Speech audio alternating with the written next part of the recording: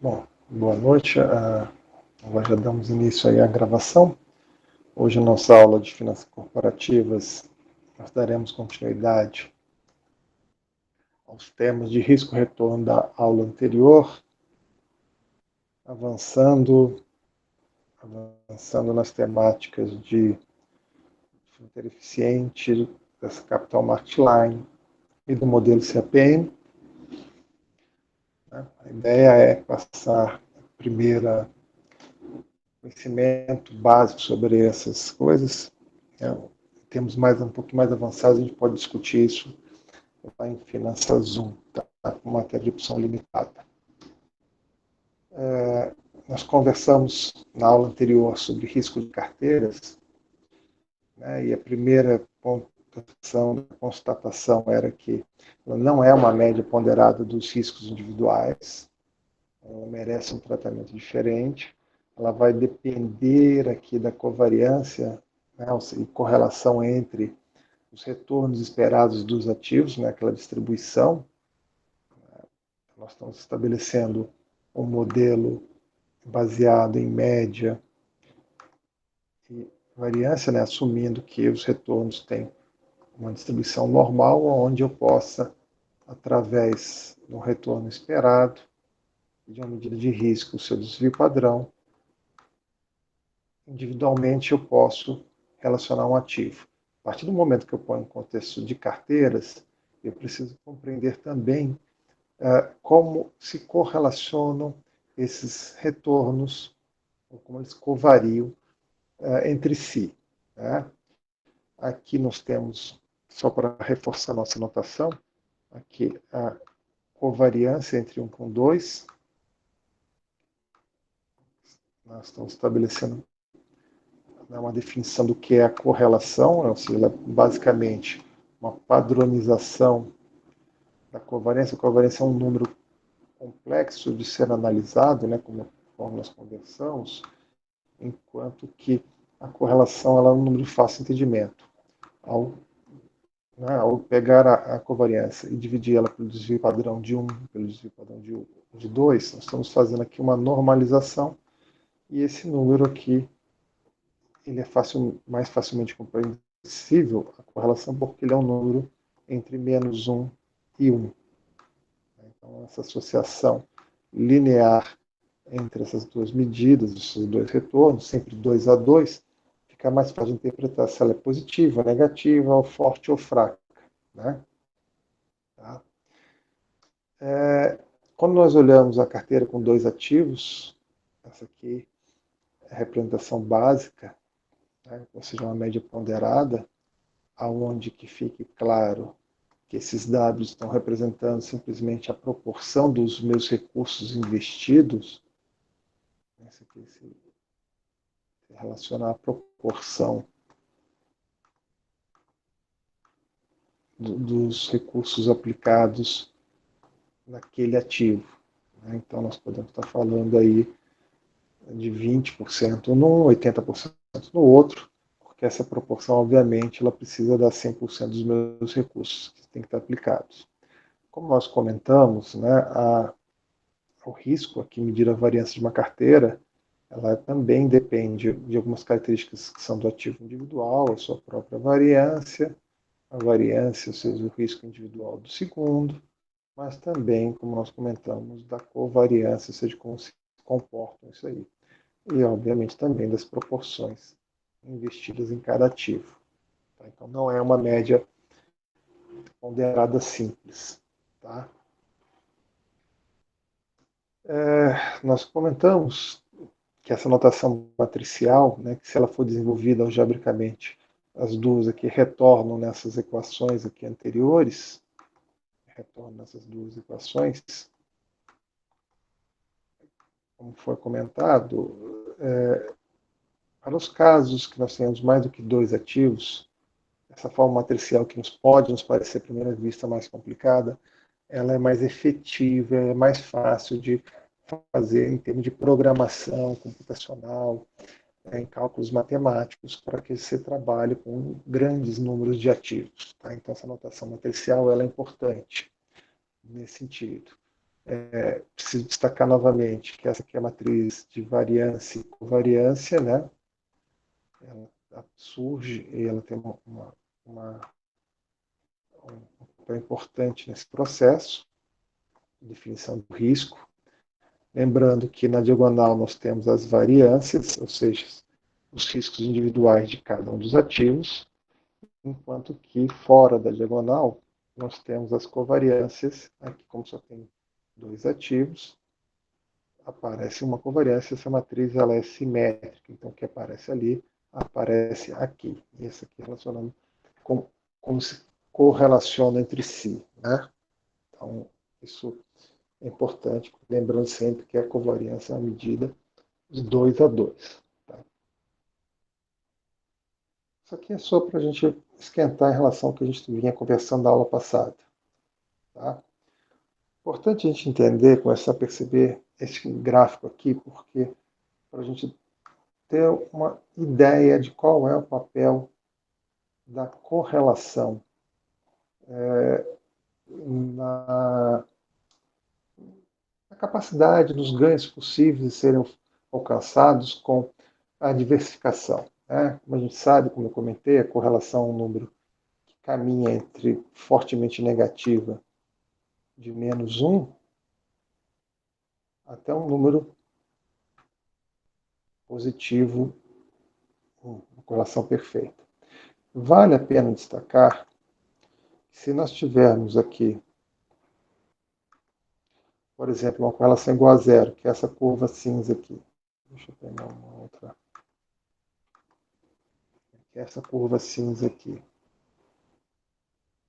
Isso aqui, a mesma ausência de correlação, ela já é interessante, porque eu não fico preso a esses pontos. Imagina que esse aqui é o ativo A, nós estamos trabalhando com apenas uma carteira com dois ativos, tá? Esse aqui seja o ativo B. Nós temos que lembrar que, quando eu penso nesses dois ativos, que eu estou querendo colocá-los, né, utilizá-los para montar uma carteira, em termos de retorno esperado, já está dado. Por exemplo, o ativo A tem aqui aproximadamente 12% de um retorno esperado. Tá? Se a gente olhar aqui o ativo B, ele tem aproximadamente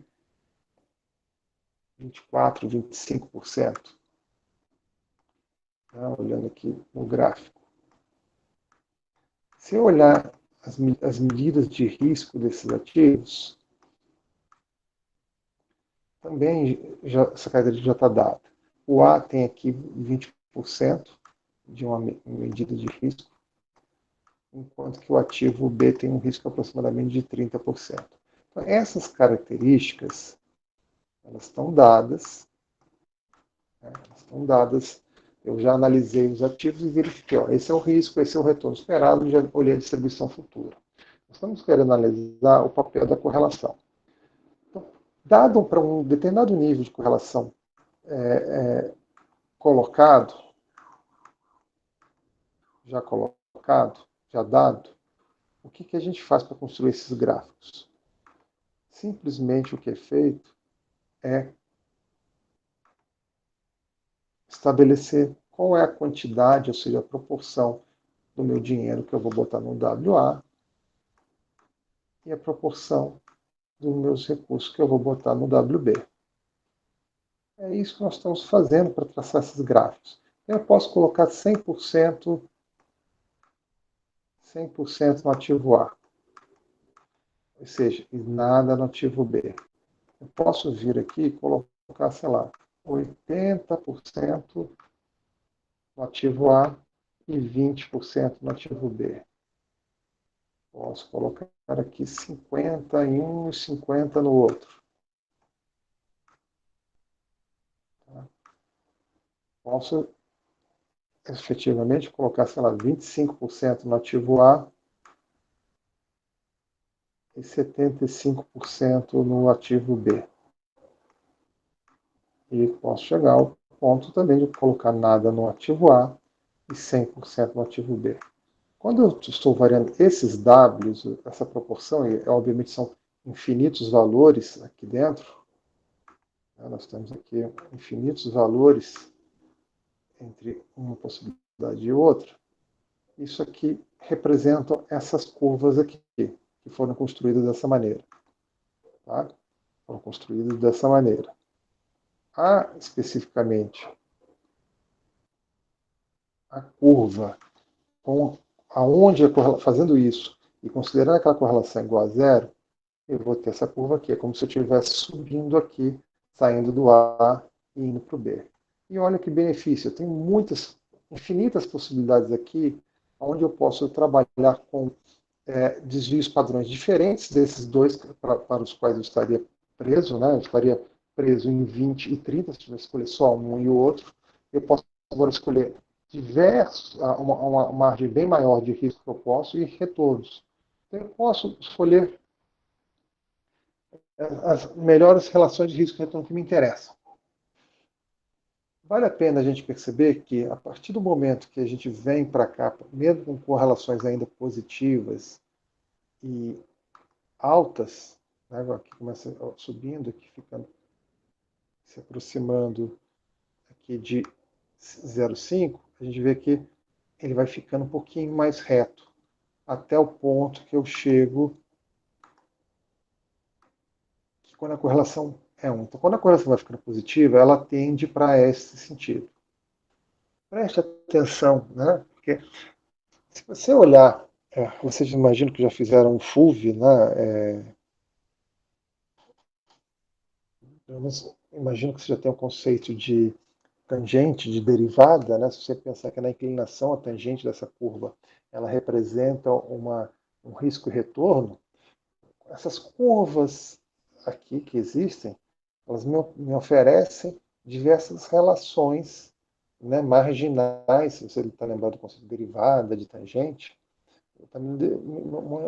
um conjunto muito atraente de possibilidades que vão se alterando dessas derivadas, dessas tangentes. Aqui já vira uma reta. Por quê? Aqui você não consegue alterar essa relação de risco-retorno, porque alguma coisa que tem correlação igual perfeita igual a 1 é como se fosse mais do mesmo. Tá? Na verdade, você não realizou nenhuma diversificação. Tá? Então, neste caso aqui, você não consegue se beneficiar. A partir do momento que a correlação vai se tornando menor do que 1, a partir do momento que essa correlação ela começa a migrar no sentido de ser menor do que 1, os benefícios vão ficando cada vez mais aparentes. Se a gente conseguir encontrar uma relação negativa, por exemplo, nós já estaríamos trabalhando, por exemplo, de menos meio, olha só aqui, conjunto mais atrativo e mais amplo de possibilidades que me oferece. Quando eu estou falando possibilidades, dá uma olhada qual é a variância, o desvio padrão mínimo e o máximo. Né? Eu tenho um conjunto muito maior de opções de risco-retorno para trabalhar. E eu consigo, efetivamente, fazer carteiras, por exemplo, uma carteira que esteja localizada mais ou menos nesse ponto, que tem um risco muito menor do que o risco individual de qualquer um dos ativos, ainda assim ela apresenta um retorno bastante atrativo. Tá? Então, quando você pensa na relação risco-retorno, isso começa a ficar bem interessante. Opa, tem um retorno, começa a ter um retorno, uma relação risco-retorno muito atrativa, tá? De se efetuar. Agora, quando se trabalha especificamente com o caso de uma correlação perfeita negativa, nós estamos falando desta curva aqui, que na verdade não é uma curva, mas é um conjunto com duas retas, né? Que é essa que vem aqui, esse aqui. Tá? Então, essa aqui é a correlação negativa menos 1, e esta aqui é a correlação positiva. Como esses são os máximos, qualquer outro nível de correlação, a curva estaria dentro desse triângulo, vamos assim dizer. Tá? Uma característica interessante dessa reta com correlação perfeita negativa é esse ponto aqui. que a gente gosta de chamar sempre atenção. Esse é um ponto que tem uma característica muito interessante. Ele tem um risco zero e ainda assim apresenta um retorno positivo, né? Ou seja, é uma situação maravilhosa, né? Você poder montar uma carteira com risco zero e um retorno positivo, a partir de ativos com risco, né? Existem riscos. Na prática, isso é pouco provável de acontecer, porque você não deve encontrar esses ativos com correlação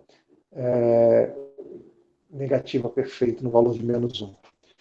Existem alguns ativos que até você tem algumas correlações negativas, né? Ou seja, são aqueles ativos onde porque eles têm o ciclo de atividade deles é exatamente anticíclico, né, em relação à economia. Quando a economia está bombando, ele tem pouco negócio. Quando a economia está mal, para ele fica bom.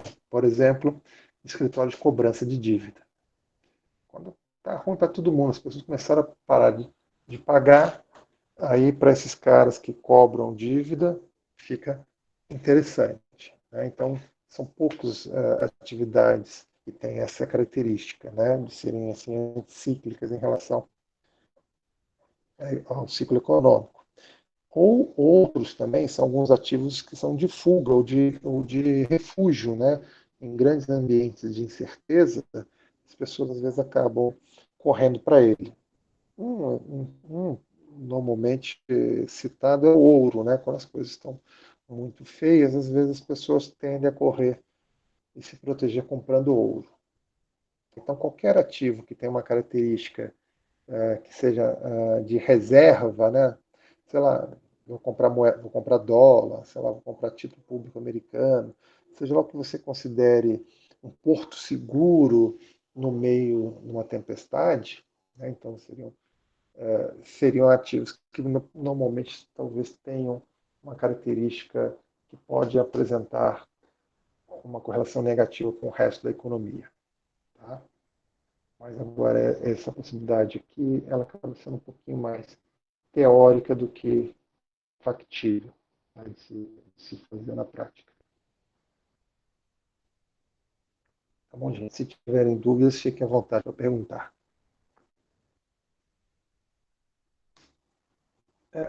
Nós precisamos perceber ainda que existem algumas características, quando a gente vai pegando aqui uma curva isolada de dois ativos, que é um conceito que nós precisamos ter, que é o conceito de dominância de carteiras. Tá? Se você olhar aqui, carteira C e a C', você vai perceber que esses caras têm o mesmo desvio padrão, ou seja, portanto, têm o mesmo risco. Tem um risco aqui para a CC, que é exatamente o mesmo para essa carteira C'. Só que a SC tem um retorno mais ou menos nessa casa aqui, perto de 12%, talvez, enquanto que essa carteira superior apresenta um retorno acima ou próximo de 20%. Tá? É claro que, dadas essas condições, considerando que eu tenho o mesmo risco, eu tenho duas possibilidades, se eu sou uma pessoa racional, avessa ao risco, né, eu vou escolher a carteira de cima. Né? A de baixo não faz sentido. O termo técnico utilizado é que a carteira C' domina a carteira C. Tá? Portanto, anula o desejo de qualquer investidor, né, racional, avesso ao risco, que queira manter aquela carteira C. Tá? Mas isso não é restrito a ela. Né? Ou seja, todas as carteiras que estão desse ponto aqui, que eu já vou comentar, até o ponto A, sofrem o mesmo problema, porque só me interessa investir, eu só estaria interessado em colocar essas carteiras que estão nesta parte de cima. Tá? Porque todas as carteiras que estão aqui representadas nessa faixa vermelha, elas seriam automaticamente dominadas por alguma carteira nessa faixa verde aqui em cima. Então, eu, de novo, uma pessoa racional, não deveria ficar aqui embaixo. Tá? Isso torna essa parte verde aqui, o que nós estamos chamando, ou vamos chamar, de fronteira eficiente. Ela é eficiente porque são as carteiras melhores ou mais eficientes, como o nome sugere. Não faz sentido eu alocar nessas outras aqui, que seriam carteiras ineficientes, né? Aquelas carteiras que são dominadas pelas outras. Esse ponto específico aqui, que está denominado como MV, ele representa, se MV quer dizer de mínima variância. Tá? Mínima variância também é o de menor desvio padrão, já que o desvio padrão é a raiz quadrada da variância. Então, esse ponto aqui é o menor risco possível que você pode montar uma carteira. Né? Por isso o nome de mínima variância. Não existe nenhuma carteira que eu possa elaborar com A e B que tenha um risco menor do que isso. Então, esse ponto de inflexão nesta curva, esse ponto que é único, ele separa, ele marca o início dessa fronteira eficiente daqui para cima, e essa parte aqui de baixo que eu deveria simplesmente esquecer. Né? Eu, como investidor, não deveria gostar de estar aqui. Então, esse ponto de mínima variância ele se torna um ponto interessante e importante de se conhecer. Tá? Mas antes da gente discutir esse ponto de mínima variância, vamos chegar no entendimento. Nós verificamos e concordamos, espero que sim, que apenas essas carteiras que estão nesta fronteira eficiente são as que eu gostaria de fazer. Mas ainda assim, entre esse ponto de mínima variância e esse ponto B, existem infinitas possibilidades. Infinitas possibilidades que eu poderia escolher como escolher para alocar o meu capital, né, meus investimentos. E a pergunta que surge é qual desses pontos eu deveria escolher? Antes, deixa eu fazer uma pergunta. Todo mundo aqui já fez mico 1? Ou teve contato com o conceito de curva de utilidade? Já, Oi? já sim. A maioria? Então, eu vou, só para saber o grau que eu vou, o tempo que eu vou gastar falando disso. Quem não ouviu falar, não tem problema não. Tá? Não se preocupa com isso não. A gente fala. A ideia dessas curvas de utilidade aqui, elas estão representando o famoso, nós estamos chamando de utilidade. Utilidade para mim aqui é ganhar dinheiro, tá? Mas para nós é como se eu tivesse, caso alguém não esteja, é como se eu tivesse, se alguém falasse para você, você prefere ficar nesse ponto aqui ou nesse ponto aqui? O que eu estou dizendo aqui? Nesse ponto 1 ou nesse ponto 2 aqui? Né? Ou seja, você considerando aqui, olha, você vai correr um risco de 20% e vai ter um retorno mais ou menos de 10%. Ou você prefere correr um risco de 25% e ter um retorno de aproximadamente, sei lá, uns 14%, tá? Que seria mais ou menos esse ponto 2. Você diria, olha, eu sou indiferente entre isso. Então, essas curvas aqui estão estabelecendo indiferenças, ou seja, você estaria igualmente satisfeito em qualquer um desses pontos aqui, tá? Dessa curva. Perguntar para você se você prefere comer pizza de calabresa ou cheeseburger e você falar o tanto faz. Então, esse aqui é o famoso tanto faz, essas curvas, aquelas coisas que você troca sem maior dor de cabeça. É claro que existem outros níveis de comparação. Se eu migrar, por exemplo, essa curva aqui em cima, dá uma olhadinha em relação a esse ponto 3. É claro, se você vai correr o risco de 20% e agora você vai ter um retorno, sei lá, na ordem de 15%, é muito melhor do que esse ponto 1, que tem o mesmo risco e um retorno pior. Então, esta curva de utilidade vai dizer que, olha, aqui eu estou mais satisfeito do que eu estava nessa curva anterior. Então, o seu nível de satisfação, o nível de preferência, ele aumenta nesse sentido aqui que essa seta está apontando. Essas curvas que deveriam ser curvas que não se tocam, né, concêntricas, né, e crescentes nesse sentido, que está orientado pelo gráfico, ele vai simplesmente mostrando para você que dentro da mesma curva você ficaria igualmente satisfeito, mas a sua preferência cresce para lá. Então aqui, entre esse ponto e esse outro ponto 3, sei lá, e o ponto 4, já não é discutir se você quer a pizza ou cheeseburger, sei lá, mas você discutir se você quer um pizza parmegiana ou, sei lá, um outro prato aí que você gosta. Ou seja, uma coisa já mudou de patamar. Né? Então, essas curvas estão representando isso. Essas curvas elas seriam individuais para cada sujeito e elas estão traduzindo a sua preferência por risco-retorno, as preferências individuais. Então, para esse indivíduo, por exemplo, ele poderia escolher, seria satisfatório para ele, por exemplo, montar esta carteira aqui. Mas, como nós notamos, essa carteira aqui é melhor. Traduz para ele, já que essa curva de utilidade aqui é maior do que a de baixo, essa aqui traduz em uma maior utilidade, ou seja, uma melhor relação risco-retorno para o perfil dessa pessoa.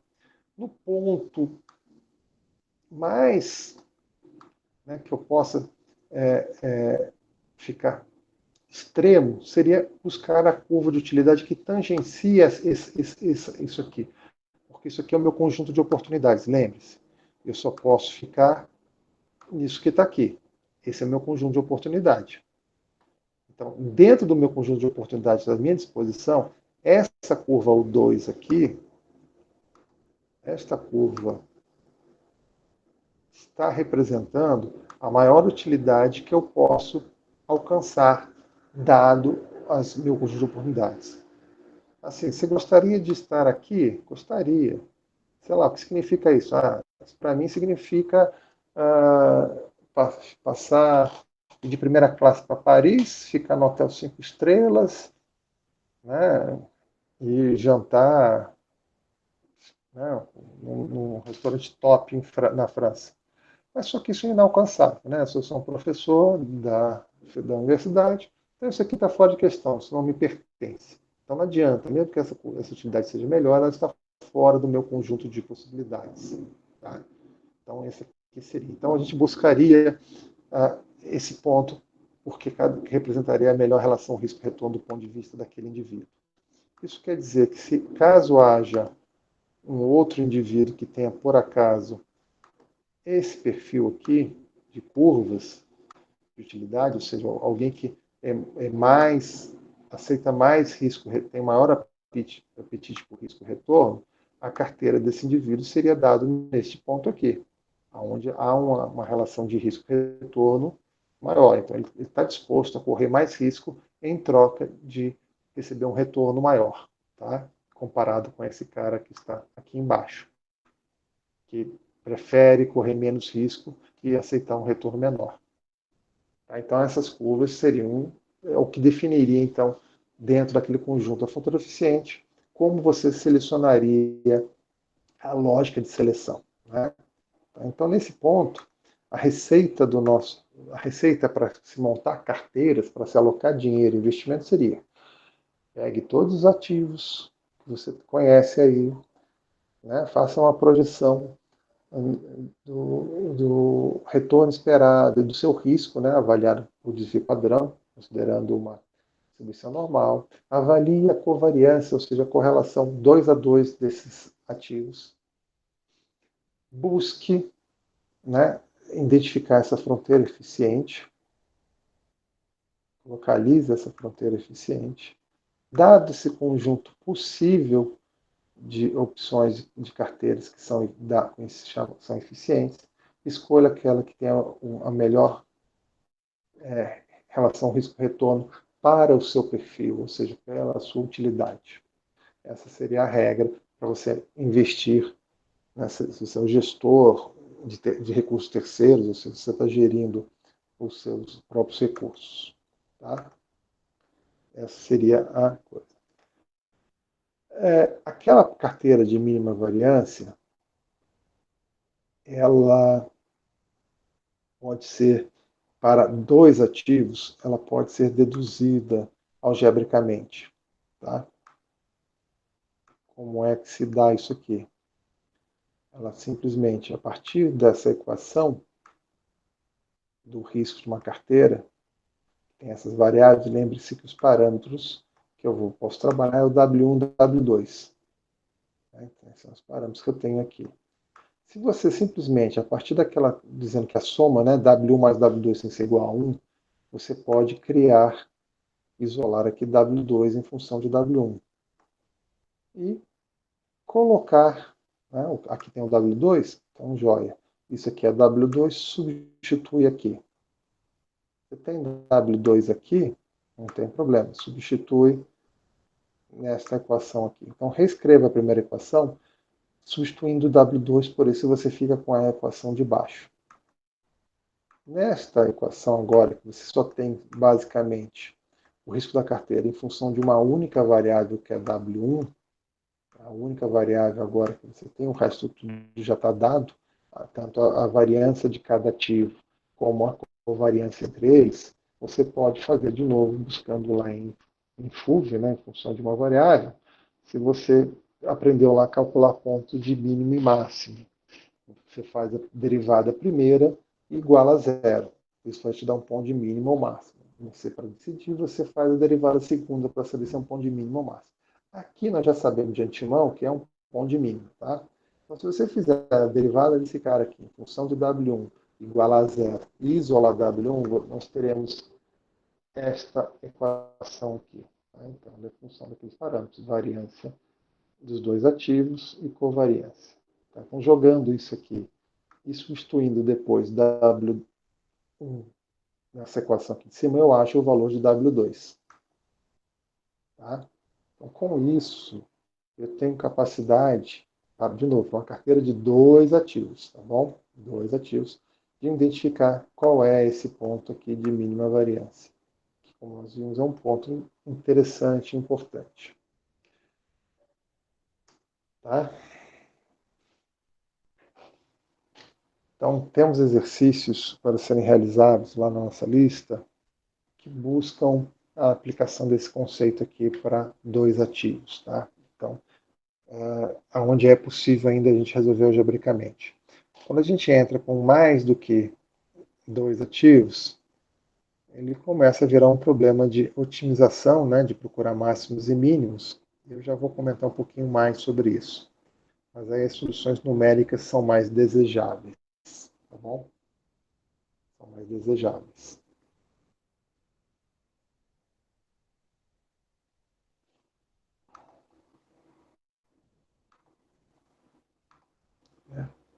Por exemplo, se nós temos, falar um pouquinho então já dessa história. Quando nós temos aqui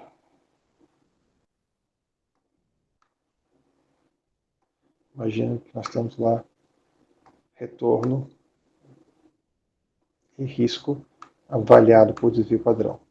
Se eu tivesse não dois ativos, mas eu tivesse um conjunto grande de ativos, em vez de ter somente uma linha, eu acabaria tendo o conjunto de todas as carteiras possíveis, provavelmente daria algo em torno disso aqui. Ou seja, uma área. Tá? Ou seja, toda essa área aqui dentro, limitada por essas curvas aqui, seria um conjunto de todas as carteiras possíveis de serem realizadas. Tá? Agora eu saí do mundo de dois ativos e estou considerando um conjunto muito de, sei lá, N ativos. Aquele conceito de dominância continua valendo. Se eu tenho a possibilidade de realizar uma carteira que esteja aqui dentro, nesse ponto, uma carteira B de bola. Você tem a possibilidade de colocar a carteira C, que está aqui dentro, nessa área. E existe a carteira D de dados, que está aqui em cima, sobre essa linha superior, pelo mesmo critério de dominância, né, eu não vou querer a carteira B, nem a C, nem nenhuma outra. A única que me interessa é essa carteira D de dados lá em cima. Como é que eu posso fazer para determinar ela num conjunto grande de ativos? eu posso fazer o seguinte: olha, dado este determinado nível de risco, sei lá, um desvio padrão 1, eu, através de um problema de otimização, eu busco aquela carteira que maximiza o valor. E aí eu estou numa solução, um problema de maximização, de otimização, buscando maximização do retorno. Na hora que eu achar a carteira que maximiza o retorno, dado esse nível de desvio padrão, eu identifiquei essa carteira de dado aqui. Esse problema também pode ser abordado de uma outra visão, a visão considerando um determinado retorno específico. Se eu tenho um conjunto de carteiras também, então, tem uma carteira aqui, F. Aqui uma carteira G. Tenho aqui sobre nessa ponta aqui uma carteira H. Você pode perguntar também. Dado um determinado nível de retorno,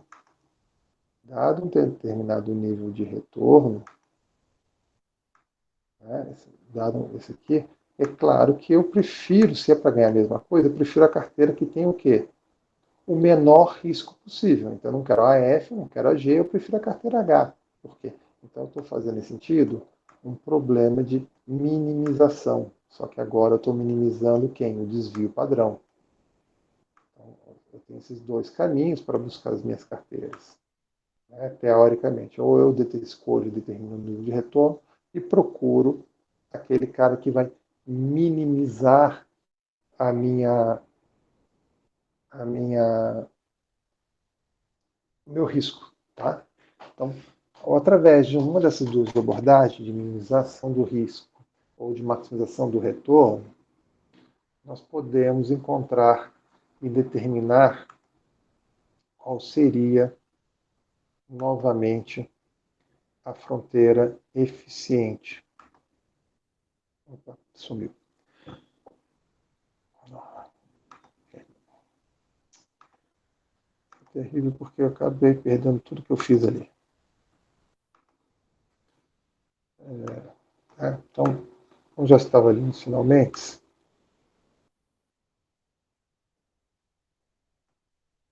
era para dizer para vocês que nós também estaríamos determinando uma fronteira eficiente através daquilo ali, considerando N ativos. Obviamente também existiria um ponto também pode ser identificado de mínima variância. Tá? Então, as soluções numéricas aqui, computacionais, elas são mais desejáveis, tá? Para se trabalhar nesse conjunto grande de dados. Tá? Um dos artigos que eu disponibilizo para vocês lá no TDIA é sobre esse processo, utilizando o Excel e a função solver, tá? Que é uma função que busca esses valores máximos e mínimos. Tá? Lá tem um exemplo de como você pode fazer isso, utilizando uma ferramenta simples como o Excel. Tá? Claro que para grandes volumes de dados e outros tipos de coisa, o ideal seria, né, outras ferramentas.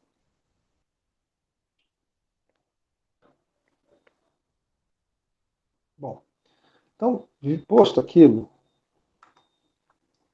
isto, que ainda assim nós podemos, mesmo que nós tenhamos um conjunto de dados, um conjunto de N ativos, que exista não mais uma linha, mas haja uma área naquele gráfico, eu vou acabar ainda, em última instância, tendo uma fronteira eficiente. Isso continuaria existindo, independente de eu ter dois ativos ou ter N ativos, tá? Onde eu gostaria de ficar. O que foi colocado depois,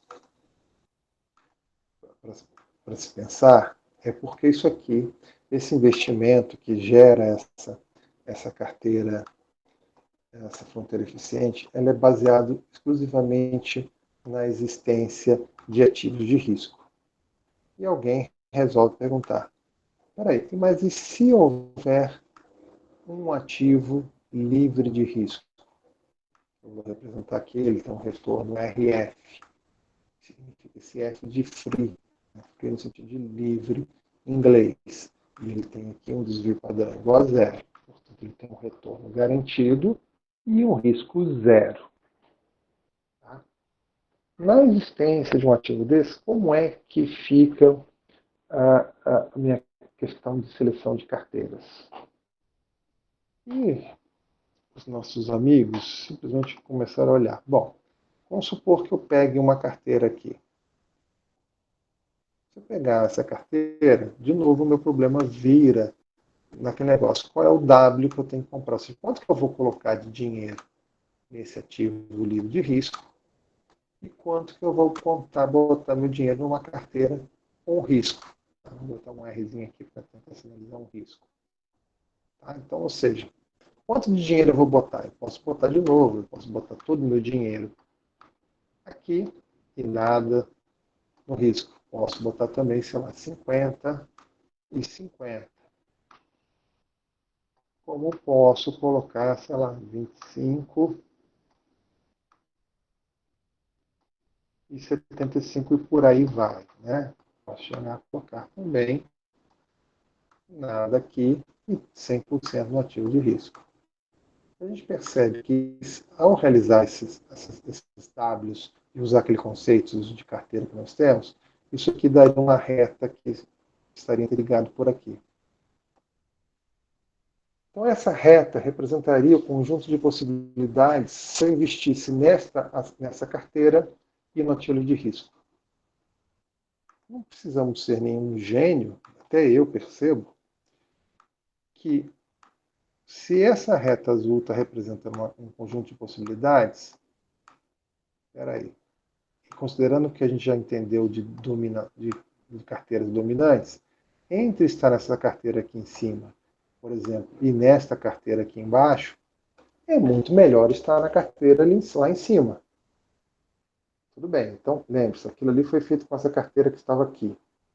Então eu vou selecionar uma outra carteira para averiguar. E agora eu quero utilizar esta carteira que está aqui. E aí eu vou olhar o conjunto de possibilidades e esse cara vai dar esta reta aqui. E de novo eu vou perceber que há carteiras acima que são mais interessantes. Então só tem um jeito que me interessa. O único jeito que me interessa, que me deixaria satisfeito, seria se eu pudesse buscar aqui um ponto tangente a esta curva. Porque agora sim, não há mais carteiras, né, na fronteira eficiente que dominam que está nesta reta. Ah, então, eu vou chamar esse ponto aqui de tangente de M. Então, esta reta agora, ela é a melhor alternativa disponível para mim.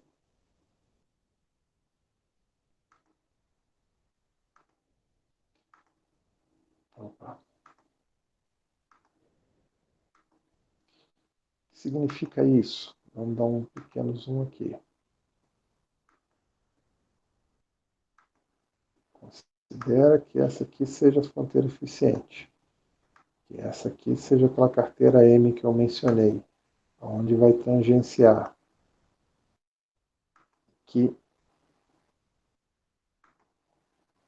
Então, que esta aqui significa aquela reta.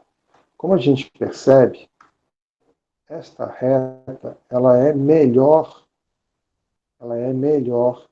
do que qualquer ponto da fronteira eficiente. Quando a gente analisa aquela questão de dominância, de carteiras, essa reta aqui ela é melhor que qualquer coisa da fronteira eficiente.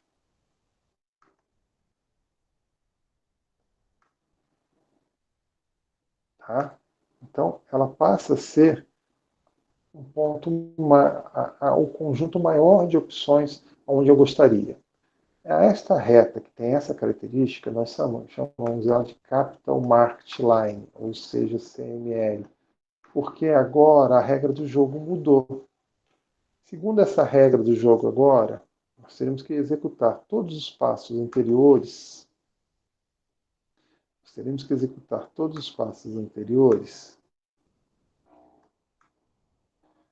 para determinar a fronteira eficiente. Depois de determinar a fronteira eficiente, eu deveria determinar esta carteira tangente aqui, aonde passa com o ativo livre de risco essa reta aqui. Esses dois pontos definem essa reta.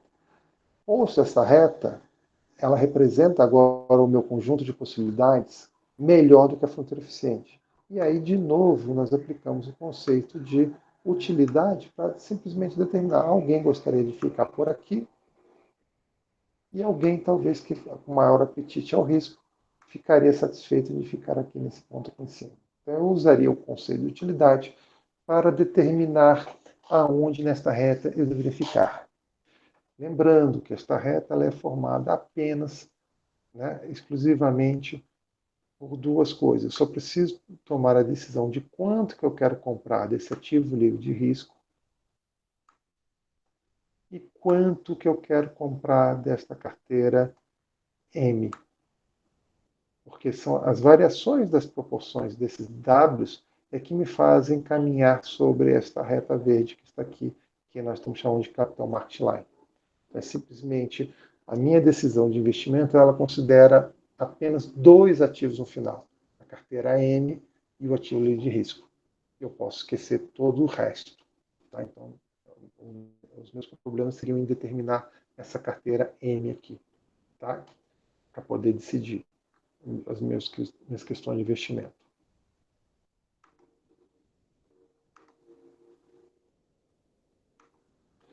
Ainda dentro desta lógica,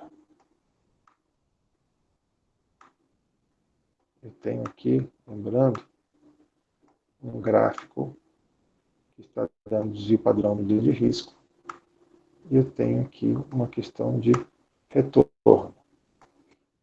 Nós estamos de olho numa coisa que nós aprendemos lá na escola, que é a equação de uma reta.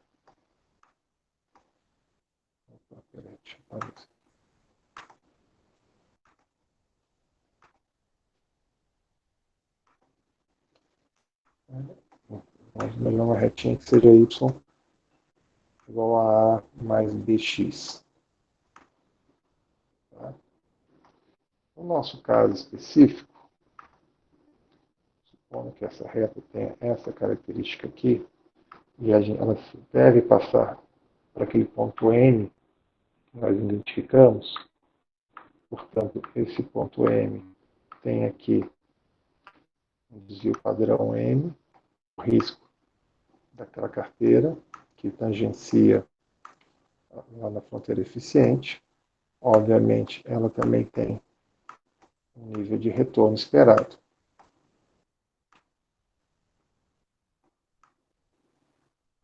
E eu tenho aqui um ativo livre de risco. Tá? Considerando esses pontos como referência, se eu quiser escrever uma equação que eu posso dizer, olha, o retorno de uma carteira que está sobre esta reta vai ser dado exatamente. O intercepto está aqui, que é o RF, que vai ser o nosso Azinho lá da equação. Esse é ativo livre de risco.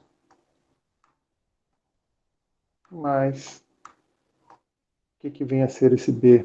Esse B, se a gente estiver recordando, ele significa simplesmente,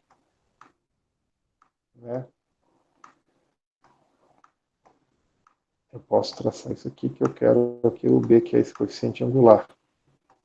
Ou seja, cateto oposto sobre cateto adjacente. O cateto oposto aqui é o retorno esperado. Esse retorno esperado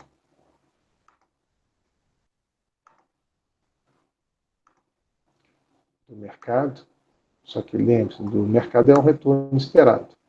Do ativo livre de risco, ele já não é dúvida, é um retorno correto. Aqui não tem aquela história de ser um retorno esperado do ativo livre de risco. O ativo de risco ele é certo, garantido. Sobre o cateto adjacente. O cateto adjacente é exatamente o desvio padrão de N. Então, você tem aqui o desvio padrão dessa carteira N. A outra incógnita, que é o X é o que está aqui. Ou seja, é o desvio padrão da carteira. Então, eu estou relacionando duas variáveis, e essas variáveis que nós estamos relacionando, elas são risco e retorno. Tá?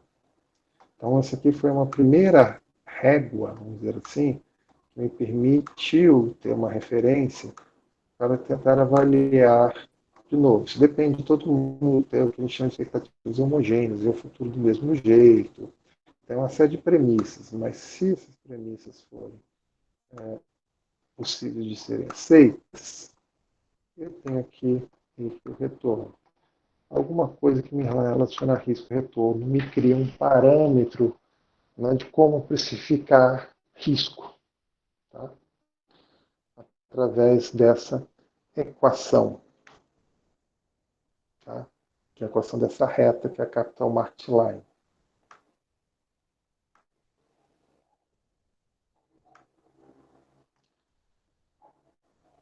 Como é que eu posso achar essa carteira N? Também é um problema de maximização. Não é? Maximização do quê?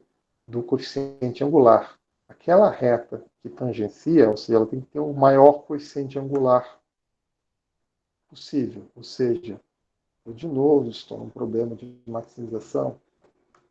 Eu preciso buscar, né, considerando essa equação, aquela reta que vai maximizar, aquela carteira que vai maximizar esse valor aqui. Tá? Porque eu obtiver isso aqui em ponto máximo, né, o maior coeficiente angular, vai ser a carteira que vai determinar esse nível de tangência. Então, de novo, um problema de otimização, um problema de cálculo numérico, para que eu possa buscar esse ponto.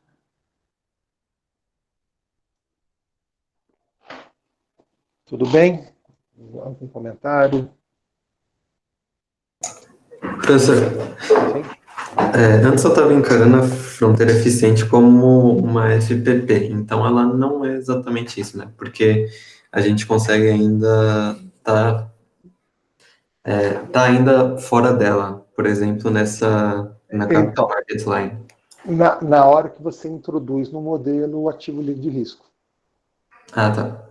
Tá? Foi necessário, sem o ativo livre de risco, eu só posso chegar até a fronteira eficiente. Tá bom. A partir do momento que eu incluo no modelo a presença desse ativo livre de risco, e aí eu consegui ir mais longe. Beleza, então. Valeu. Tá? Só nesse cenário. Tá? Bom, então como eu falei, nós tínhamos ali, tudo estava indo bem, tranquilo, né? Mas algumas pessoas não estavam muito satisfeitas ainda com esse modelo apresentado. E aí começou-se a investigar um pouco mais a atenção, algumas características importantes sobre o risco. Percebeu-se que o risco tinha dois componentes. Uma parte que era diversificável, né, ou risco não sistemático, e uma parte do risco não diversificável. Significa que aqui, nesse risco de cima, como o nome sugere diversificável, ele é eliminado. Né? Quando eu digo pode ser diversificado, eu estou dizendo que pode ser eliminado. É isso que eu quero dizer. E se ele pode ser eliminado, ele não gera preocupação para os investidores.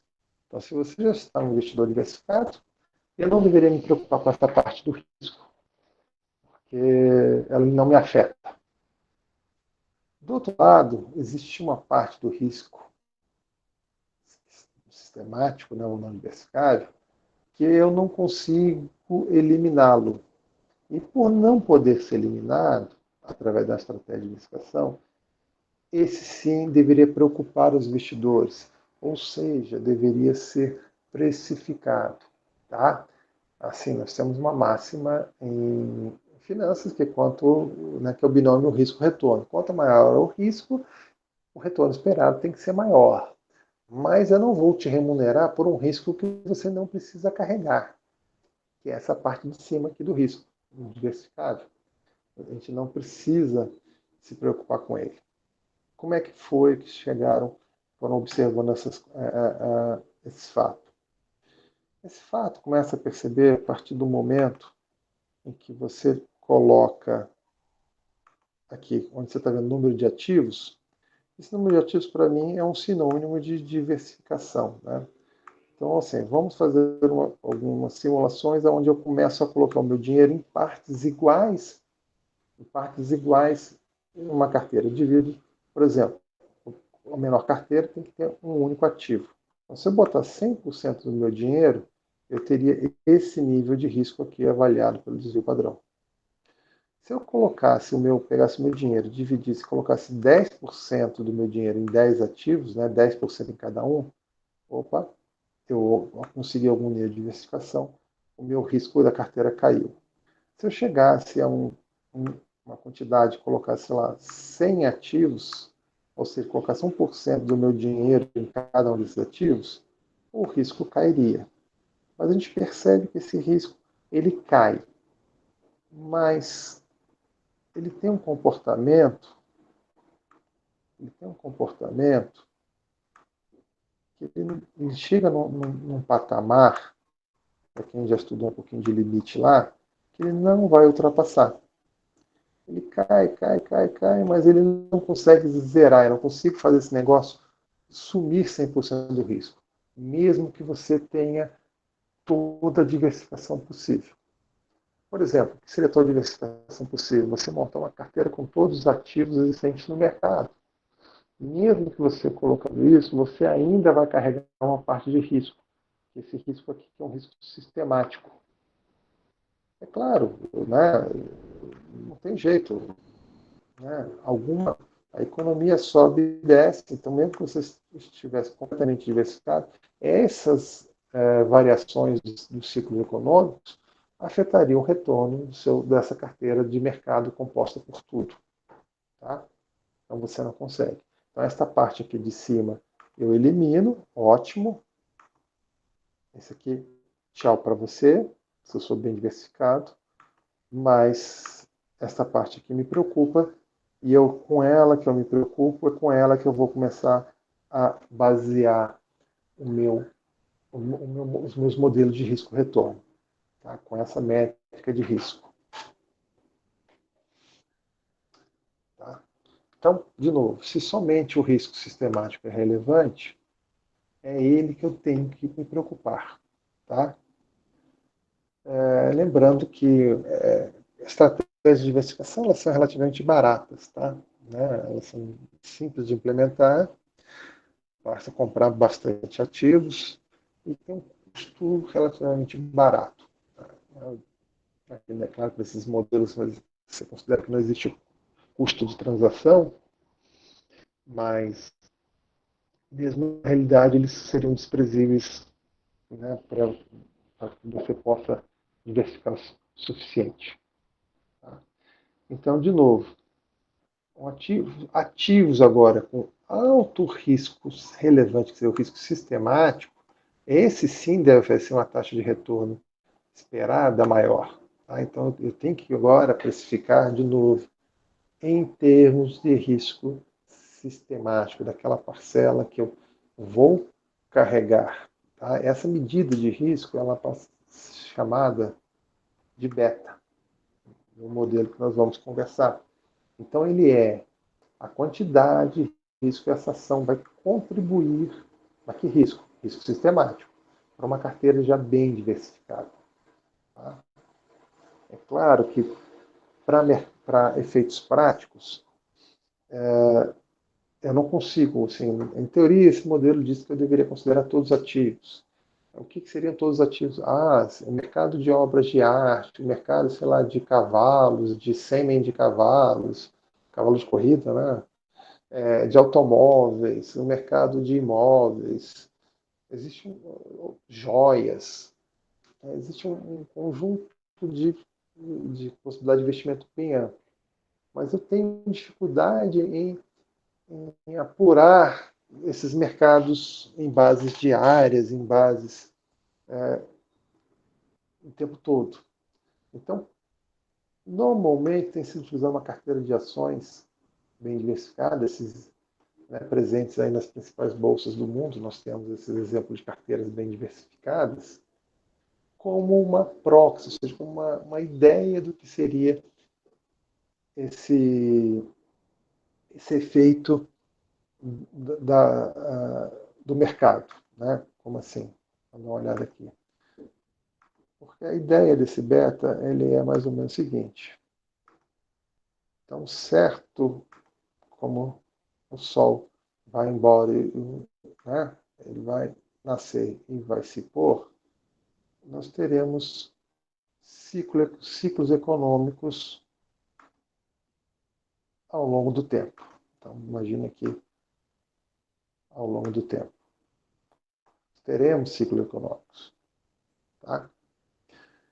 Nós estamos querendo dizer que essas variações do ciclo econômico, já que eu não consigo pegá-las exatamente com todas as suas nuances, como eu mencionei, mas eu posso observar, por exemplo, um índice de bolsa.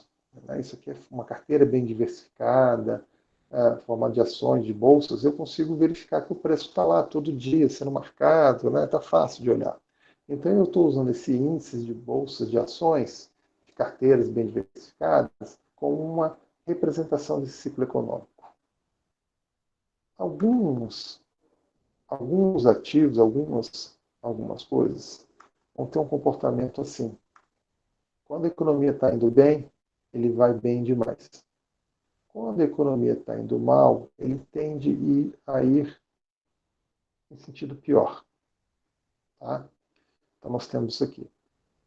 Eu estou assumindo que o mercado, por referência, porque eu estou trabalhando agora com a ideia de conceito de risco relativo, porque eu estou querendo saber se você é mais ou menos arriscado que o mercado. O mercado, para mim, tem risco igual a 1, tá? Que seria o ciclo econômico. Olha, se você diversificou, paciência. Você vai sofrer os aspectos desse risco sistemático. Tá? Se você investir em algumas coisas, sei lá, por exemplo, imagino que passagem aérea, pacote de turismo, algumas coisas têm essa característica aqui em cima. Quando o mercado está indo muito bem, elas... Opa, está sobrando um dinheirinho, vamos fazer uma viagem com a família, né, com a patroa. Quando o negócio está muito mal, essas coisas tendem a ir pior. Né? Exemplificam, então, ou seja, estão carregando uma porção grande de risco sistemático.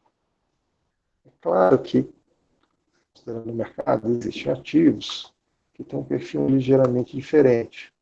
Eles sofrem menos essas oscilações. Tá? Ou seja, mesmo quando a economia vai bem, ele cresce pouco. Quando a economia vai mal, ele cai, mas ele cai menos do que a maioria das coisas. A gente pode pensar, talvez, aqui em itens de primeira necessidade, daqueles que a gente não pode cortar ou viver sem. Eu costumo brincar, né? Se você você é diabético, você toma, sei lá, um remédio para isso, né? Controla com insulina, seja como for, ninguém vai ficar assim, legal, pô, o mercado está bombando, eu estou ganhando dinheiro mais, eu vou dobrar a dose minha de insulina. Não é assim que funciona. Como também na hora que as coisas estiverem ruins, também não é a primeira coisa que você vai cortar. Então a gente imagina que a demanda por essas medicações de uso contínuo, por exemplo, sejam menos susceptíveis às variações do ciclo econômico. Então, dito de uma maneira mais elegante, é como se eu dissesse que o beta ele está captando essa elasticidade, né, da sensibilidade que aquele ativo tem em relação às variações do ciclo econômico. Tá? Então, ou seja, depende do tipo de negócio que você tem, cada atividade econômica deveria ter uma sensibilidade, uma elasticidade relativamente diferente em relação ao ciclo econômico. Tá? É isso que o beta está captando como medida de risco sistemático. Eu gostaria de voltar aqui só um ponto, que eu acho que esse foi um comentário que eu gosto de fazer sempre. Nós estamos falando de risco diversificável e risco não diversificável. Para que a gente tenha um pouquinho mais de esclarecimento do que é isso, eu gosto de novo, isso aqui não é exato, isso aqui é um aspecto didático apenas para nos ajudar a entender esse conceito de risco diversificável e não diversificável, o risco sistemático. Tá? Então, aqui, empresa, eu costumo dizer, a principal fonte de risco que você pode eliminar é aquele que está da porta para dentro da sua empresa. Tá? Então, esses riscos que estão vindo para dentro, cada vez mais próximo da porta para dentro da sua empresa, esses são aqueles riscos que são os mais fáceis de eu diversificar. Né? Se você lá na fábrica da Fiat, lá em Belo Horizonte, o cara é cruzeirense, o time dele caiu para a segunda divisão, não conseguiu subir esse ano, né? Ficou mal, chegou lá, desempenhou mal e parou a produção, é um problema da Fiat específico. Não afeta nenhum dos seus concorrentes dos seus automobilísticos. Vai afetar exclusivamente o retorno da Fiat. Ponto. Tá? Essa é claro que foi uma notícia ruim. Mas, ao contrário, se você tem qualquer outra empresa, alguém que tem uma sacada genial, um funcionário, que consegue melhorar a qualidade, o sistema de qualidade, melhorar a eficiência, ou seja, aparece uma notícia para um contorno positivo, né, anormal, acima do que é esperado, vai dar um retorno mais alto. Mas isso também foi uma coisa que aconteceu da porta para dentro da empresa. Tá? Isso está afetando o retorno geral da empresa? Tá. Mas são características que estão lá. Então, algumas empresas têm uma notícia ruim, outras têm uma notícia boa, e esses aspectos se anulam via diversificação. Na outra ponta, se você pensar no planeta Terra, em todo, né,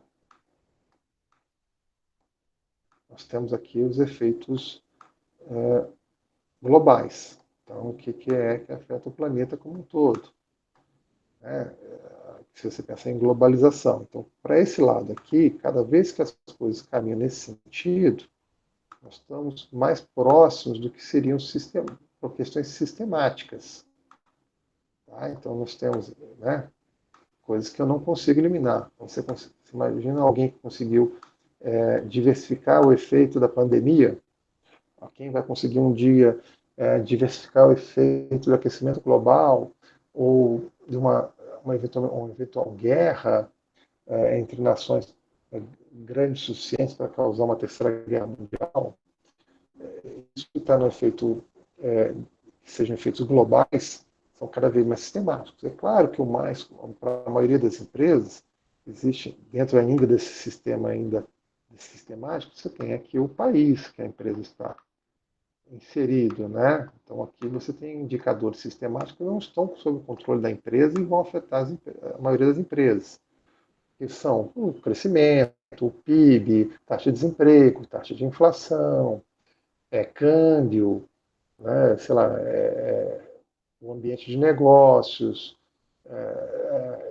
as leis e regulamentos que regem internamente atividades econômicas e relacionamento com empregados, seja, essas coisas todas estão dentro do país, tá? Essas coisas estão dentro do sistema. Tá? Então, os sistemáticos vão se caracterizando pelas questões macros, né, que eu não consigo diversificar, e por essas questões mais globais aqui, que afetam em geral. Então, nesse sentido, são os erros, aquilo que eu não consigo diversificar. Né? Os grandes investidores, inclusive, diversificam o país. Né? Você tem aquele risco país, o cara tem uma carteira aqui no Brasil, uma carteira na África do Sul, na Rússia, sei lá, no Japão. Você pode botar hoje, investir em diversas bolsas, por exemplo, ou em diversos tipos de países. Tentar diversificar esse negócio aqui. mas a maioria das empresas acaba ficando ainda, né, isso aqui. Então, deu para entender um pouquinho do conceito, o que é diversificável, o que não é? Não existe aqui uma fronteira exata, não é linear dessa forma que eu estou desenhando, ela é apenas didático para que a gente possa assimilar melhor esse conceito de risco diversificável e não diversificável, tá? Do que é o risco sistemático, tá bom? Então, bom. Era só fazer esse esclarecimento que me faltou. Nós já falamos aqui do beta um pouco, do que ele vem a ser, essa medida então, desse risco sistemático, ou seja, dessa influência desses fatores que estão principalmente macroeconômicos, né, ambientais, sobre os efeitos dos meus negócios, da atividade econômica. Isso deu origem a uma pequena mudança de entendimento, de desenvolvimento desse modelo de risco retorno. Porque ele começou a fazer de uma maneira diferente. Olha, eu também quero precificar risco, né? Então eu preciso que retorno. Só que quando além do retorno aqui, o que mudou foi a minha métrica de risco. Essa métrica de risco passou a ser o beta, ou seja, não é mais o desvio padrão. Eu estou agora olhando o risco sistemático. Tá? Continua existindo ainda, não mudou, um ativo livre de risco.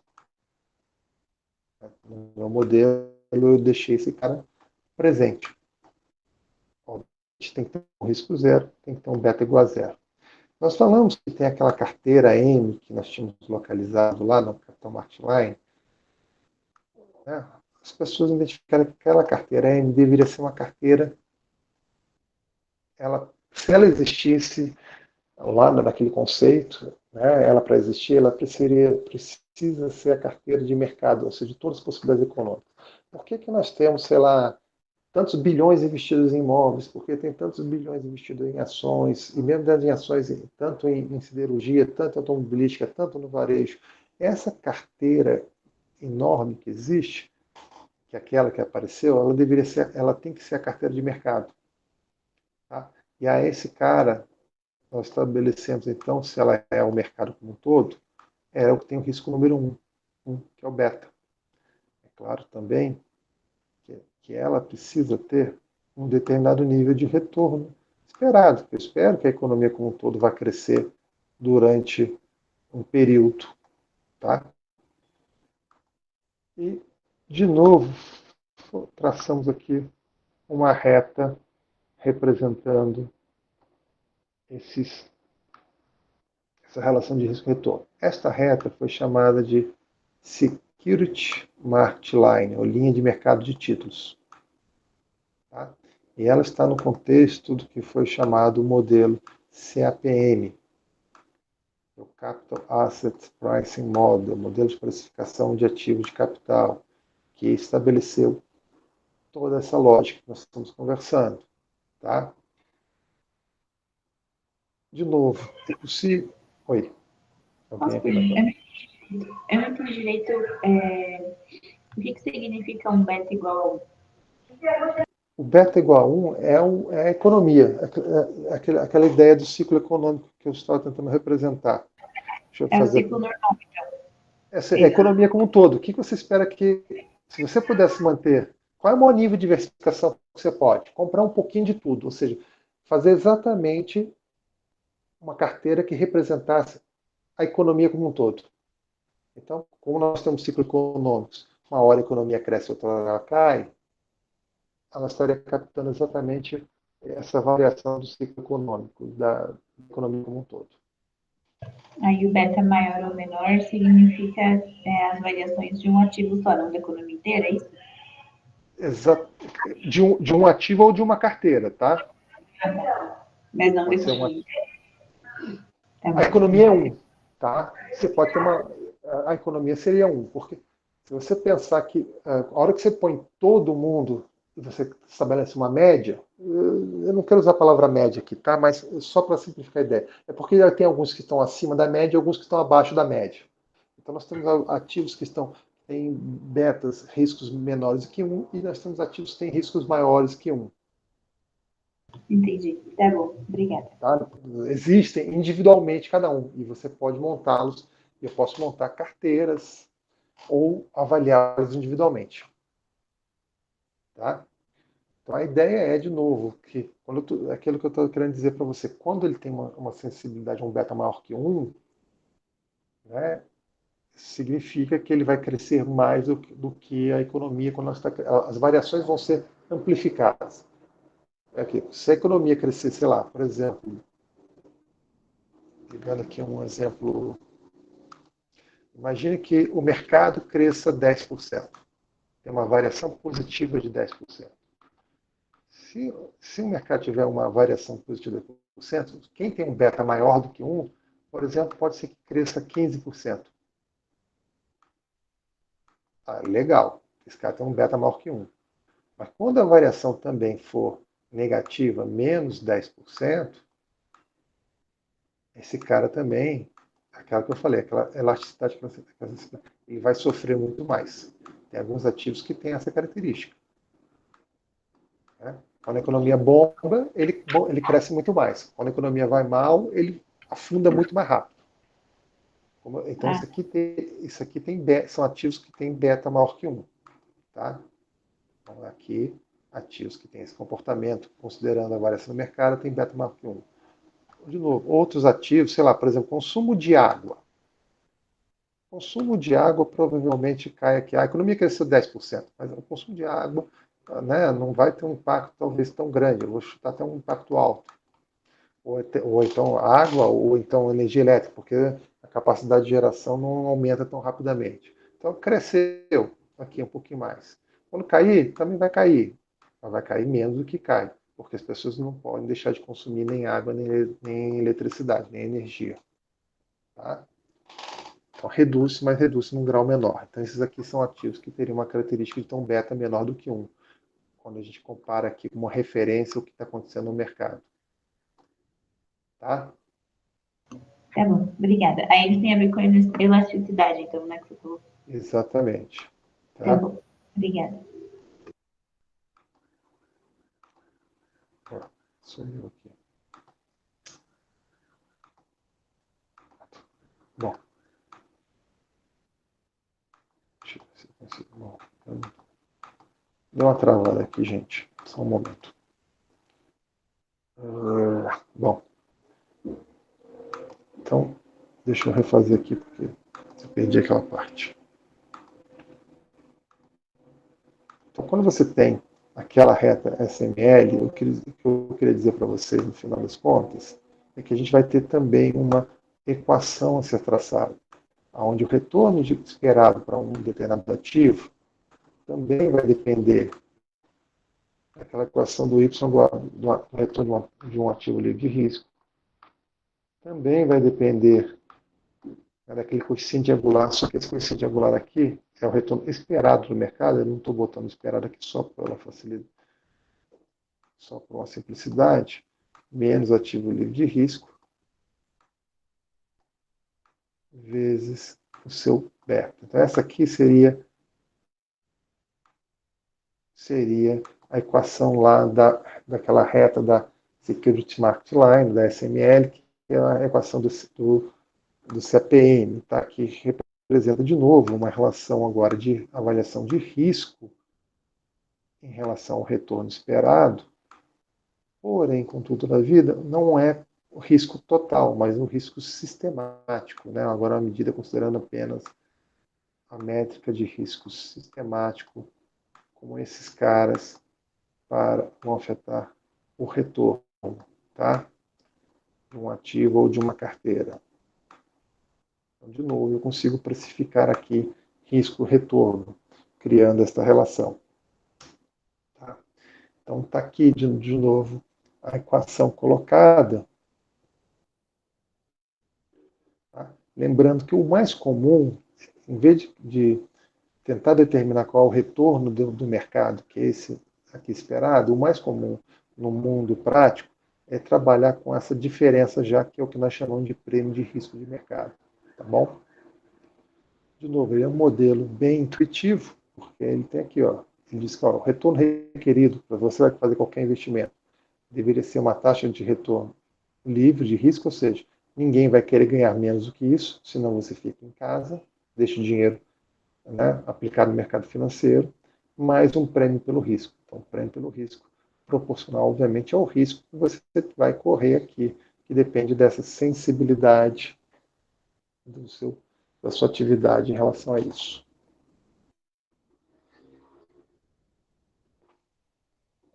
Então, o que aconteceu foi essa mudança de perspectiva, uma mudança de avaliação do que tipo de risco merece e deve ser precificado. Tá? Para efeitos gerais e práticos, não existe, na verdade, esse componente teórico, que é uma taxa completamente livre de risco. Isso no mundo real não existe. Para efeitos práticos, de um modo geral, são utilizados títulos públicos. Por que títulos públicos? Porque o governo é o último que quebra, né? Ele pode imprimir dinheiro, ele pode emitir títulos de dívida, até alcançar um endividamento muito mais alto que qualquer empresa. Ele pode recorrer a fundos internacionais como a FMI, organizações internacionais. Ele pode até aumentar impostos, né, se precisar. Eu já falei, acho que imprimir dinheiro também. Então, não é que não quebre, né? O Brasil, como vocês sabem, já quebrou algumas vezes, já deu calote. Outros países aí também já deram calote nas suas dívidas. Mas países como Estados Unidos, pelo menos por enquanto, ainda tem baixíssima probabilidade de não pagar, né? E o ideal é que seja prefixado porque você já conhece a remuneração de forma antecipada, tá? Então, isso é o que se aproximaria para efeitos práticos, de uma taxa de risco. Como eu falei, as pessoas preferem trabalhar com o conceito de prêmio de risco. Existem duas abordagens principais. Uma de risco histórico, que é o que você faz? Olha uma série histórica e veja nos últimos 100 anos qual a diferença, né? O índice de ações, que seria o retorno do mercado, da economia, deu a mais do que um título do governo, que é uma taxa livre de risco, né? Que você está considerando como taxa livre de risco, ver qual é esse prêmio no passado. E se eu assumir que o passado é um bom representante do futuro, né, vai representar bem, né, eu posso simplesmente calcular uma média. Porque essa média, sem entrar em maiores detalhes, ela pode ser uma média aritmética ou uma média geométrica. A ideia de média geométrica ela nos remete aqui ao conceito de juros compostos, tá, de taxas de crescimento constante. Alguns alegam que isso aqui daria uma melhor previsibilidade a longo prazo. Outros alegam que o modelo que nós estamos trabalhando ele é baseado no modelo de média variância, né? Nós estamos trabalhando com aqueles retornos. Então, a média aritmética seria mais adequada. De um modo geral, a média aritmética parece que tem ganho, tá? Pelo pouco que eu conheço do mercado. Esse parâmetro, estimado pela média aritmética, tem tido uma preferência. Tá? De novo, a ideia básica aqui é que o passado, né, tudo que aconteceu, imagina se você pegar isso aqui no caso dos Estados Unidos, que tem uma série longa, né? Você imaginou que já passou por guerras mundiais, outras guerras, crise do petróleo, Guerra Fria e outros problemas ou localizados deles ou problemas no mundo, que isso aí possa, de alguma maneira, representar bem qualquer coisa que possa vir a acontecer no futuro. Se você acredita nisso, esse é seu caminho. Há outro caminho que é um pouquinho mais difícil e por isso ele tem um apelo teórico, mas ele tem um pouquinho mais de dificuldade de fazer. Olha, o passado não é tão bom para prever o futuro. Tá? Ou seja, essa série não são questões de erros aleatórios. Né? Ela tem uma tendência, por exemplo, a um comportamento diferente. Então, eu devia buscar o preço. Né? Se as pessoas estão comprando e vendendo no mercado de ações, cada indivíduo está embutindo ali um retorno esperado naqueles preços. Quando você está investindo, você está embutindo um prêmio pelo risco com todos os preços que você está comprando e negociando. Então, seria possível, a priori, né, ou a rigor, extrair desses preços que estão sendo negociados qual é o valor desse prêmio que está embutido, ou seja, que está implícito nos preços hoje. Tá? Mas isso também gera uma série de dificuldades práticas para executar e fazer. Então, de um modo geral, as pessoas têm optado um pouquinho mais, nos práticos pelo menos, pelo caminho do prêmio de risco histórico. Tá? Mas são duas abordagens factíveis, com prós e contras, críticas, né, pontos fortes, pontos fracos aí. Bom, o beta, ele, para ser estimado, né, nós falamos do conceito, mas ele matematicamente precisaria ser estimado, ele vai ser isso aqui, matematicamente. Vai depender da covariância dele. Um ativo covaria em relação ao mercado. Para padronizá-lo, eu divido isso aqui pela variância do mercado. Tá? Aqui surge naturalmente. Que covariância do mercado com o mercado? Covariância dele com eles não é variância. Isso aqui induz o beta seja 1. Tá? Então você está, na verdade, a partir daqui, captando esta sensibilidade desse ativo em relação ao mercado. Dito de outra maneira, eu não sei, provavelmente poucos aqui já tiveram a oportunidade de fazer econometria 1. Né? Lá vocês vão ter um pouquinho mais do conceito do que vem a ser uma regressão linear. Para o efeito do que a gente precisa agora, que é só a ideia, é entender isso aqui. Aqui eu tenho para um período os retornos da natura, tá? Da ação da natura. E aqui eu tenho o mercado sendo representado pelo Ibovespa. Cada um desses pontinhos representa um retorno semanal, né? Um retorno semanal da natura em relação do Ibovespa. Então, é um gráficozinho XY. Então, nesse dia aqui, sei lá, a natura teve um retorno aqui mais ou menos de 6,5%, e o Bovespa teve um retorno aqui de mais ou menos 3%. Ah, foi isso? Tá, olha aqui. Então, criou-se um gráfico XY. Naquela data, o retorno da natura e o retorno do Ibovespa. Plota todos esses pontos. Aparecem todos esses pontos azuis que vocês estão vendo. Matematicamente, busca-se qual que é a curva, a reta que melhor representa esses pontos. E aí a gente tem que é essa retinha vermelha que está aqui. Esta reta é a melhor representação desses pontos. Tá? Quando vocês forem estudar lá em econometria 1, regressão linear, vocês vão ver isso. Tá? Por enquanto, tenho fé em mim. Então, sendo essa reta a melhor representação, eu posso, obviamente, calcular a equação dela. E aqui eu tenho essa equação aqui em cima. Tá? Isso aqui é como se eu tivesse o seguinte, é como se eu estivesse dizendo, olha, que o retorno da natura, vamos escrever aqui natura, por simplicidade, fosse aproximadamente, eu vou pegar esse 0,68 aqui e vou arredondar para 0,7 para facilitar a minha vida. É 0,7 do retorno do Ibovespa.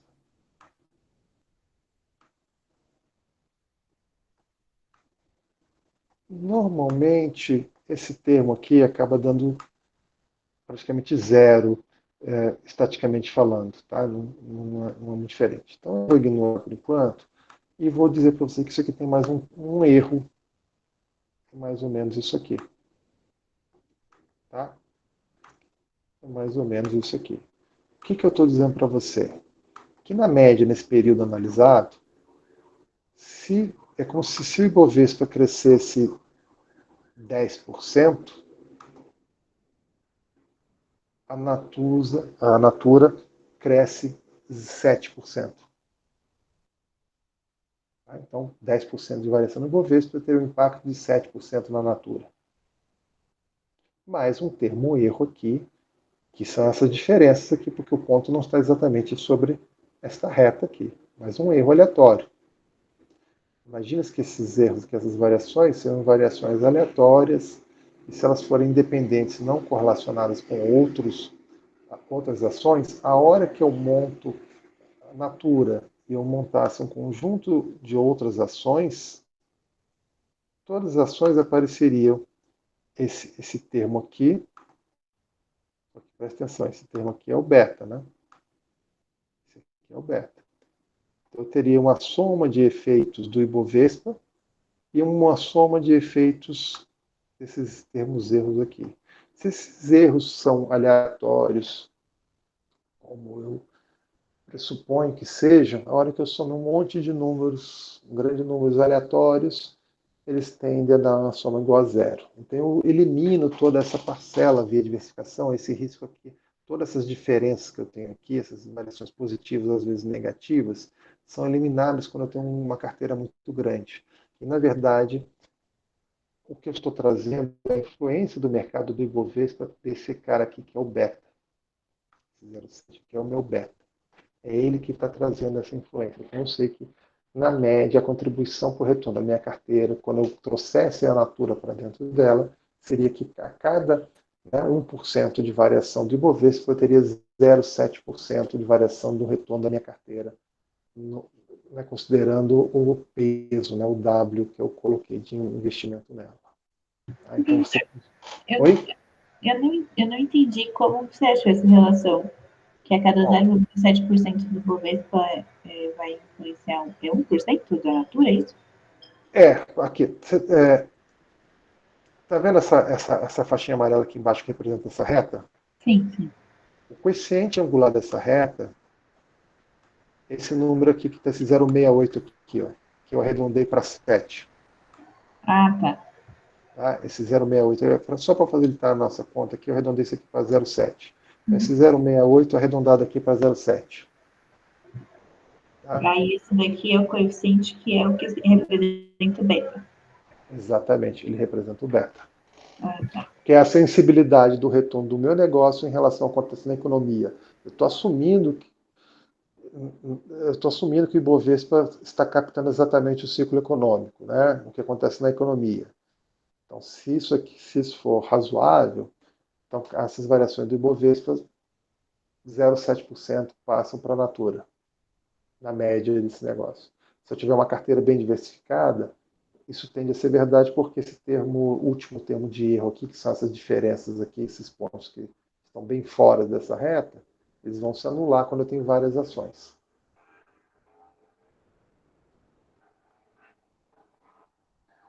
Acho que entendi. Então, a cada é isso mesmo, né? 0,7 do Bovespa vai influenciar em 1% das ações da Natura. A cada 0,7% do Ibovespa influenciaria o retorno da Natura. Tá, obrigada. Tá? Então, seria como se eu estivesse dizendo, de novo, o que nós estamos traduzindo aqui? Deixa eu ver se eu consigo botar em palavras.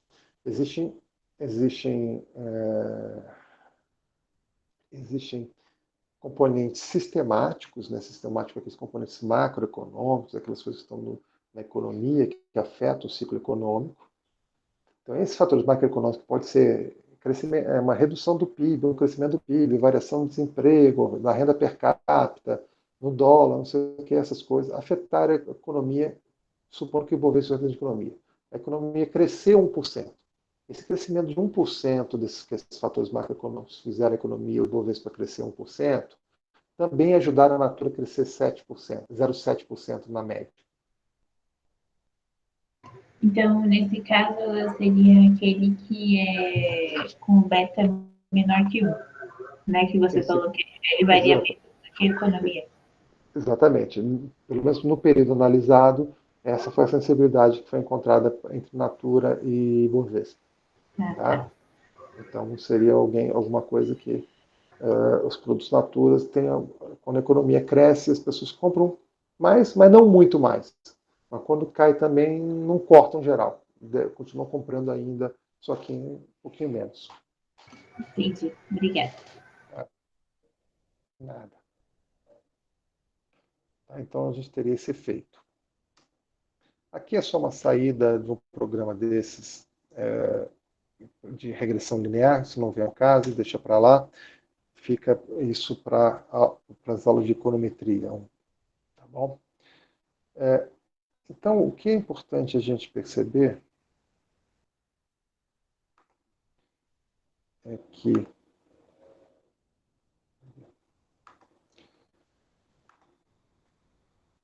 nós estamos na seguinte situação. Eu tenho uma medida, como se eu tivesse aqui, ó. Isso aqui fosse, essa barra estivesse representando todo o meu risco. Todo o risco que um ativo tem, por exemplo. Tá? Então, isso aqui, eu vou chamar isso aqui de risco total. Imagine que essa barra represente todo o risco. Esse risco total, ele é captado e ele é medido pela variância e pelo desvio padrão. Tá? Eu vou colocar aqui o desvio padrão como medida. Então, quando você está falando que houve variações no retorno, ele não está perguntando se foi um problema que aconteceu da porta para dentro da sua empresa ou se foi algum problema de pandemia. Se foi uma variação na renda da população, desemprego, câmbio. Né? Ele não está perguntando o que aconteceu, se pegou fogo na sua linha de produção. Tá? Então, o seu retorno é afetado quando eu faço as variações, o desvio padrão ele está captando todos os aspectos, que é a lei da Capital Market Line, né? Aqueles que são específicos da empresa, mas aqueles também que são efeitos macroeconômicos. A ideia, então, foi dividir isso aqui em duas partes. Uma parte aonde eu vou conseguir eliminar via estratégia de diversificação. Essa parcela aqui eu vou eliminar. E tem uma parcela do risco que eu vou carregar que tem a ver com risco de mercado, com aquele risco sistemático, o risco de mercado, que é essa aqui. Então, a essa parcela aqui do risco de mercado, eu estou tentando avaliar com base do beta. Esse risco de mercado, esse risco sistemático, eu estou tentando avaliar isso aqui através do famoso beta. Tá? Essa parcela aqui eu quero captar através disso. Essa parcela que está aqui, que vai ser eliminada via diversificação, né? Essa aqui vai ser eliminada. Eu estou assumindo que esses valores que vão ser eliminados via uma estratégia de diversificação são fatores específicos da empresa, como aqueles que eu falei, sei lá, da porta para dentro, talvez. Então, é a esse tipo de risco aqui, é o que nós chamamos de risco idiosincrático, porque é um risco específico e característico deste ativo. O nome é um pouquinho feio, mas esse idiosincrático quer dizer isso aqui. É um risco que é específico deste ativo e de mais nenhum outro e que será eliminado via diversificação. E a outra parte do risco que sobrar é a que eu vou carregar. Matematicamente, esse risco idiosincrático ele pode ser parte disso aqui. O que a gente dá uma olhada? O risco aqui eu estou olhando primeiro, eu preciso trabalhar com as variâncias, tá? Eu olho o risco total, que é a variância total, você desvio padrão quadrado, menos o que acontece com o mercado vezes o beta ao quadrado. Isso aqui que é a parcela dessa variância atribuída ao risco sistemático. Obviamente, eu quero calcular isso aquele cara, depois que eu fizer essa conta aqui em termos de variâncias, basta você tirar a raiz quadrada desse primeiro elemento aqui, para você achar isso aqui em termos de desvio padrão. Tá certo? Esta parcela aqui é o que nós chamamos de risco idiosincrático. Tá? Então, tem um exercíciozinho lá depois na lista referente a isso aqui. Então, é a parcela que não é explicada pelo beta. Tá? Dito de outra maneira, e esse não ser explicado pelo beta é porque não está no sistema, é porque é específico da empresa. Tá? Então, essa é a ideia e como se calcula esse risco idiosincrático. temos algumas vantagens no modelo CPM em relação ao modelo da Capital Market Line. Quando você trabalha, ou seja, trocar o risco de desvio padrão, lá, variância para beta, tem uma pequena vantagem. O retorno não muda nada, continua sendo a média ponderada dos retornos individuais. Isso valia naquele modelo anterior do Capital Market Line. Quando você vem para o CPM, a vantagem é que o risco sistemático de uma carteira, ou seja, o beta de uma carteira, ele é a média ponderada dos riscos dos ativos individuais. Tá? Então isso aqui facilita um pouquinho aqui as nossas contas, tá? O fato, essa característica, não tem mais aquele problema de matriz de variâncias e covariâncias, né? Aquelas coisas para se preocupar. Basta, eu quero saber, basta pegar uma média simples, ponderada, para saber o beta de uma carteira. De uma maneira muito mais fácil, tá? Nós temos aqui uma série de alguns livros, esses não são os únicos, existem outros bons livros. Basta, o melhor livro, eu diria que hoje, nesses tempos de pandemia, é aquele que está ao seu alcance. Tá? Então, pegue, se você tiver alguma dúvida, algum problema, dá uma olhadinha. Nós temos lá as nossas listas de exercícios para executar, para nos ajudar a fixar. Tá? E o nosso atendimento na próxima sexta-feira. Deixa eu só terminar aqui, encerrar a gravação. Não conheço.